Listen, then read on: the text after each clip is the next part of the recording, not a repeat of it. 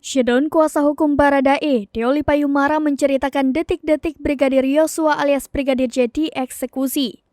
Deoli Payumara di channel Uya Kuya TV tayang 11 Agustus 2022 mengatakan Brigadir J ternyata dieksekusi dalam kondisi sedang berlutut. Brigadir J ditembak berkali-kali di lantai rumah Ferdi Sambo tanpa ada perlawanan. Kisah tragis 8 Juli 2022 itu diungkap Deoli Payumara, kuasa hukum Baradae.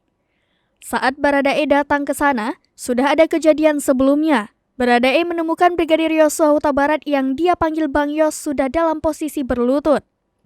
Ferdi Sambo memintanya untuk menembak. Bila melawan perintah, Baradae yang akan ditembak. Ia sampai hati menyuruh Baradae melakukan itu.